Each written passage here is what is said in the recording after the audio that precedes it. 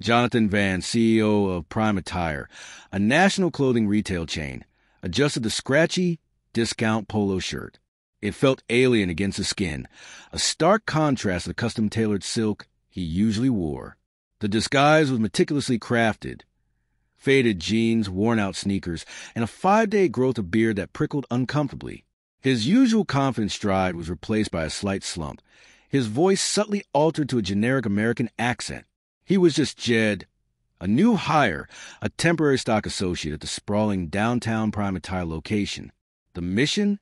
A persistent, nagging problem of dwindling customer satisfaction scores and a surprising uptick in employee turnover, especially among the frontline staff. Jonathan, in his executive bubble, had initially dismissed it as a regional anomaly, but the numbers kept whispering, then shouting, a truth he couldn't ignore. He expected to find minor operational snags, maybe some lazy managers. He was prepared to streamline, to optimize. He was, after all, a master of efficiency. The fluorescent lights of the stockroom hummed, a relentless, almost aggressive drone. The air, thick with the scent of new fabric and stale dust, felt heavy. Boxes, stacked precariously high, formed narrow canyons. The rhythmic clang of metal hangers in the sales floor above was a constant, almost maddening backdrop. His back already ached from lifting, from maneuvering heavy cartons. The sheer physical labor was a jolt, a stark reminder of a world he'd long been insulated from. His carefully maintained confidence, a veneer of invulnerability, began to crack.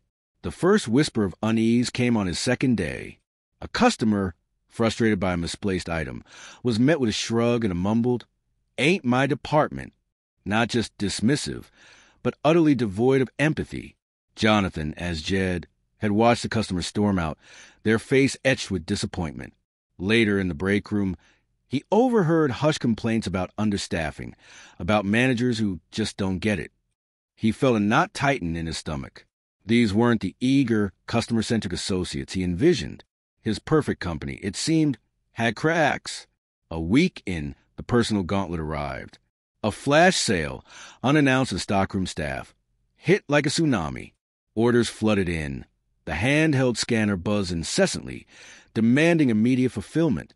He found himself wrestling with a particularly stubborn carton, his movements clunky, inefficient.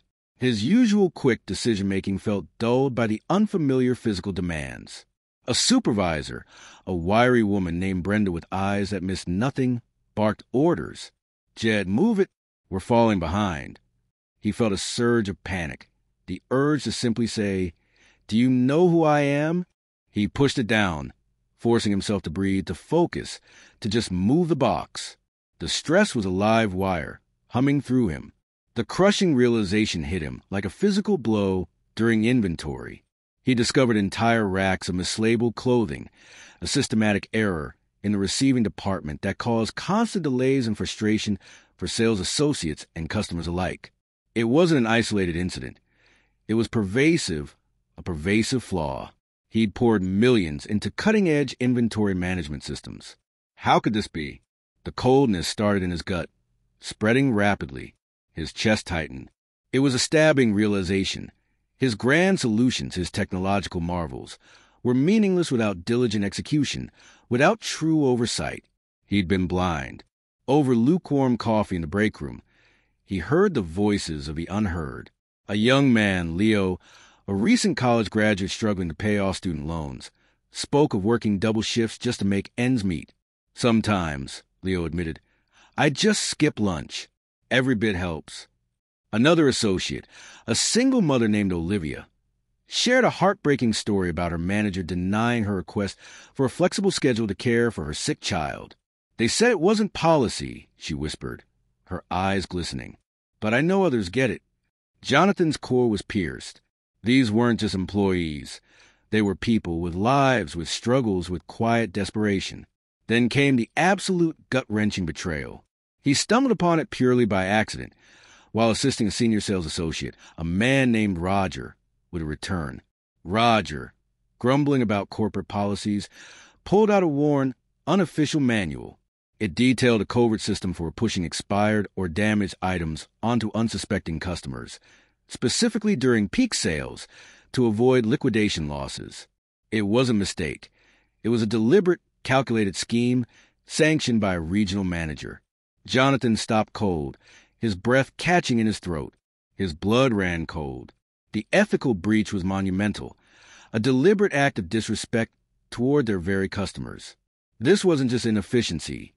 This was a systemic rot, extending far deeper than he could have imagined. Can you feel the shock radiating through him, that chilling dread? The unmasking was less a dramatic reveal and more an unavoidable collision with truth. The regional manager, a man named Sterling whom Jonathan recognized instantly, strode into the stockroom, demanding to know why the Jed had been snooping in unauthorized files. Before Sterling could utter another word, Jonathan pulled out his ID, the glint of the executive badge unmistakable. The blood drained from Sterling's face, his jaw dropping. Brenda, Leo, Olivia, Roger. Their faces transformed from curiosity to astonishment, then disbelief, and finally, a mix of fear and awe. A sudden, profound silence fell over the stockroom, broken only by the distant clang of hangers. They understood. Swift justice followed. Sterling was immediately suspended, and an independent investigation launched. Within days, he was gone, along with several other individuals implicated in the unethical scheme. Jonathan called a company-wide meeting, not from his opulent office, but from the very stockroom where he had worked as Jed. He spoke with quiet intensity, his voice uncharacteristically raw. He apologized, truly apologized, for his blindness for the disconnect. He announced a complete overhaul of policies, fair scheduling, increased staffing, a simplified return process, and a new, anonymous hotline for employee grievances, guaranteed to reach his desk directly. The dawn of a new era at Prime Attire was tangible. The atmosphere on the sales floor shifted. Associates smiled more, genuinely engaged with customers. Leo received a promotion and tuition assistance for a management course. Olivia's request for a flexible schedule was approved, along with a company-sponsored child care initiative. The product quality improved dramatically and customer satisfaction scores soared, not just incrementally, but by leaps and bounds. Prime Attire was no longer just a place to buy clothes. It was a place where people felt valued, where their voices mattered, and where ethical leadership was paramount. It wasn't just a fix.